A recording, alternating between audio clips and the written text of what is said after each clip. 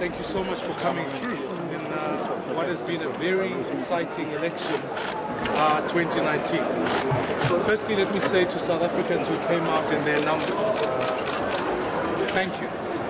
Thank you for coming to exercise your democratic right, coming to show the people of South Africa that you can choose the future of your own making. This is what democracy is all about.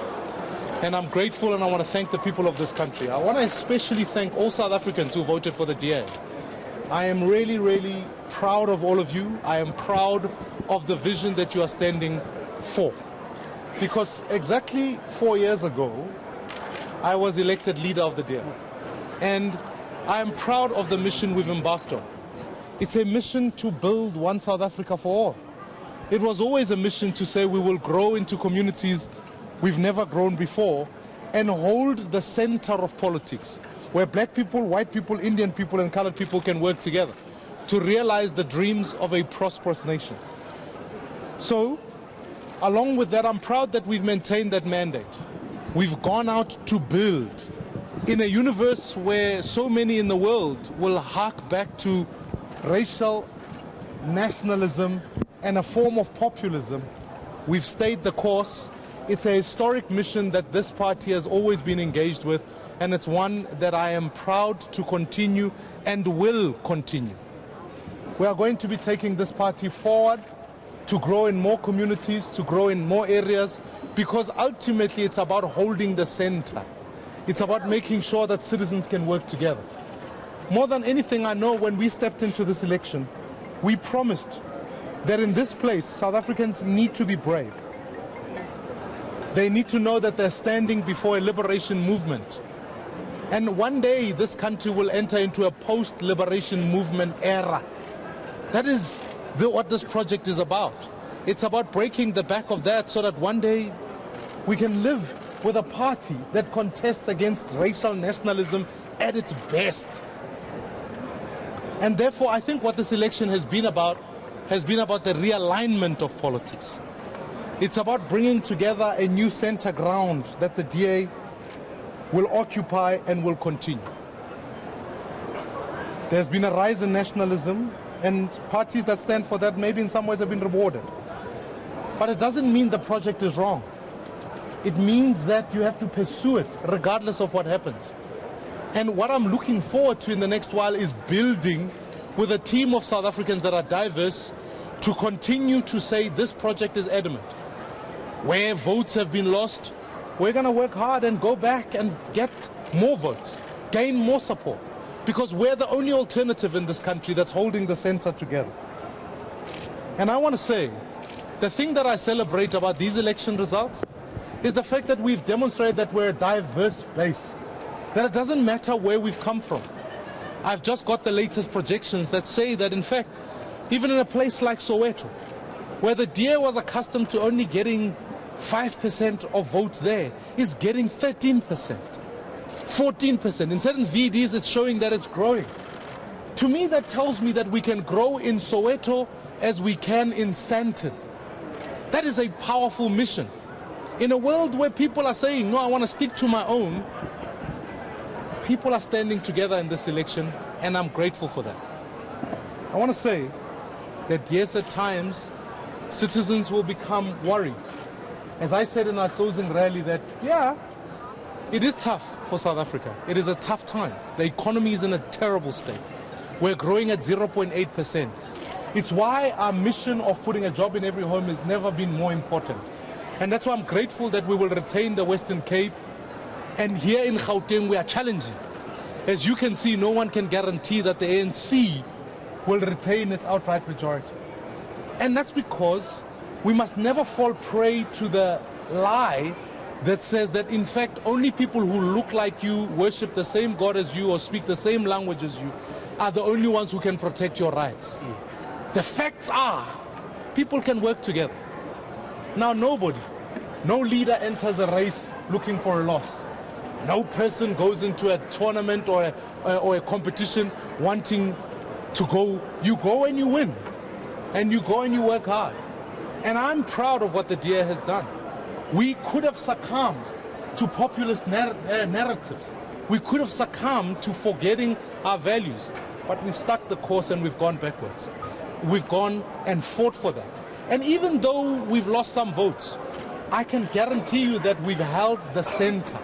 We as a party will go back and work even harder to regain those votes. And I will lead that project going forward, because it is the project I've always been engaged with. It's a project that I will go and speak to young people, old people, black people, young, everybody, to say let's continue this mission. We have been shown that where we govern, life does get better. That's why we can retain. We've shown that even here in Gauteng, we are competing here for the votes here. I'm proud of what this party is doing. And I want to say, humbly so, that even for South Africans who say they'll vote one way, I can promise you now, we're going to work hard to get those votes. We're going to work hard to grow from here. And this is a party of all South Africans. And change is not always easy. It is hard. But you must pursue it. You must pursue it with everything that you can. And I will continue to do so.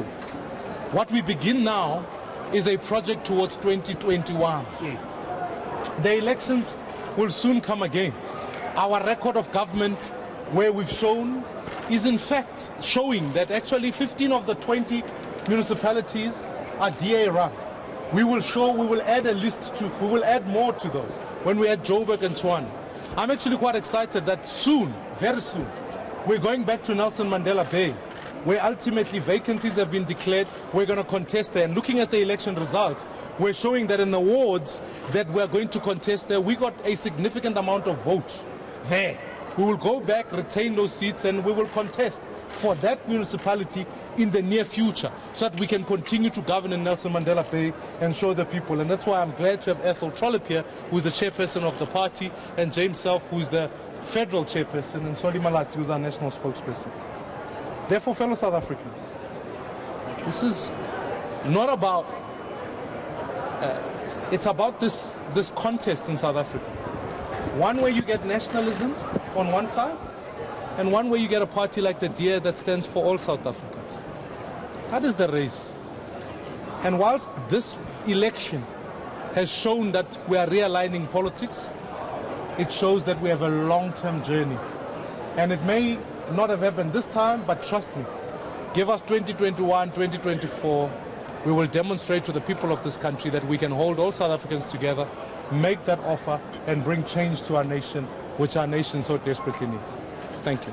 We'll take 3 quick questions. So, Mmusi, are you still confident that you will be the leader of the DA in 2021? Because there has been speculation that because of the loss of votes that you mentioned, your leadership of the party might be going for that, and you might be forced out of the party. Do you believe that you continue to enjoy the support of the DA? Yeah, let me take 3. Ashra? Patrick from Power 987. Mr. Maimane, when you stood here in 2016, you came to declare that you had won the city of Joburg and the city of Tshwane. Yeah. Have you come to concede defeat nationally? Let me take one last one. Media News 24. Mmusi, what went wrong? I just want to go back. It's one thing to say that it's between the nationalists and the party that wants to put people together, but something's gone very horribly wrong. You spent the past 18 months in battling petition, and something's gone wrong. What went wrong in your eyes? Let me just reflect on just a few questions. One, this is not a leadership contest. The people of the DA know we went hard and fought for an incredible dream. We went hard and fought for holding the center of politics. I'm not worried about it. I know that the party that I lead is got complete support towards that project. We've led towards that project. When I took over 4 years ago, that was the project and still is the project. So I'm not worried at all, and I'll allow other leaders to speak for themselves. We're focused on growing that, and frankly, that's what we needed to do without doubt. And I believe just because this is not a popularity contest, it's about really governance. And at the center of it all, you will see even in the next while, we will continue to show people that we're the only alternative, and that's the change that South Africa needs. So I'm not worried about that. Hajra. So I was saying, as the lead to concession, right? But as the leader of the opposition, surely this election offers some hard lessons for all opposition parties. and we've seen some smaller opposition parties come out to cast doubt on the legitimacy of the IEC, to call for a rerun without even providing any material proof. Could you comment on that as well? Look, first of all, when I look at where this party and I came here to celebrate. We've retained the Western Cape. We're contesting in Gauteng. So in the same way as I came here in 2016 speaking about cities, I've now come to speak about provinces, right? So that's the first crucial issue. The second, along with that, is that yes, Tsidi, you asked me the question, what about all of those things? Look, it was a tough contested election. One of the things that have happened is that the ruling party has successfully put a new driver in a bus that is broken. I can't dismiss that. Right? I can't dismiss the fact that globally, when you look at trends, I'll take someone like Angela Merkel, who ran an incredible economy, and populist economics came out and said, we want Germany for Germans, and she lost support. So this is a global trend that we are swimming against. And I've spent 18 months, and even in this election, we were the only party that communicated a particular message in this election. That message was One South Africa for All, when others were saying, yo Mensa, and others were saying we're for black people or whatever the case might be. We were the only party that promised to put a job in every home when others didn't offer any economic vision. The Financial Mail, I'm sure we're here, and The Economist itself said we have the best economic offer on the table. And we demonstrated that, and we're showing it because where we govern, unemployment is decreasing. So yes, the last number of years have been tough. They have been tough, I don't deny that. But as a leader, you've got to lead through both. You've got to lead through all of that. And that's why I think this party has shown resolve over the last number of years. As far as the IEC is concerned, look, the great worry that we should have as South Africans is if you compare the trend, can you say the IEC is getting better? Can you say that when you look at elections, and as leader of the opposition, I'm deeply concerned. I met with other leaders this morning to discuss this whole matter. Because it must concern all of us. We want free and fair elections. And our elections, I'm proud for citizens. They don't contend in violence. They don't get involved with any of that. But more than anything, we've got to make sure the elections are always fair. And therefore, when you hear reports of people being able to vote twice, or ink not working well, we have people in our own party that went and made sure that they could actually get secondary ballots. They didn't vote, but they showed the fact that it was possible to do that. Now, you don't want that in a democracy. I don't care who wins or loses. But I want whoever wins to always have the legitimacy that this was the will of the people. Therefore, we've called for an audit, a sample audit of the ballots all across, because we want to ensure that there's authenticity in the results. And then ultimately, we will make sure, we'll then assess what that audit says. But I think it is of interest, not only to the IEC, but to the people of this country, that always we make sure that elections are free and fair. And that's what's crucial, because it's going to matter even materially when we get to 2021, when addresses matter, when where you vote is paramount. This matter is going to be tested. So I'm looking at the performance of the IEC over the last number of years and saying some of these issues were raised in 2014. They were raised in 2016. Why are we repeating the same mistakes in 2019? Surely we must learn lessons. You can't in 2021 still be discussing inks or discussing the shortage of ballots in certain places. Surely it just doesn't strengthen the institution, and we must all be concerned about that. Chairperson. Yeah, I'd like to make a comment about the question about Mmusi Maimane's leadership. It's unfair for him to respond about that. Mmusi Maimane was elected until 2021. He will continue to lead this party. I saw some notices on the polls that this election was reminiscent of 1994. This was probably the most important and heavily contested election since 1994. Mmusi Maimane led a team. We all take responsibility, but there's going to be no irresponsibility about the leadership. Mmusi Maimane is the leader of the DA. He will be the leader of the DA until the next Congress, and we believe against a really, really difficult background. He led a magnificent campaign.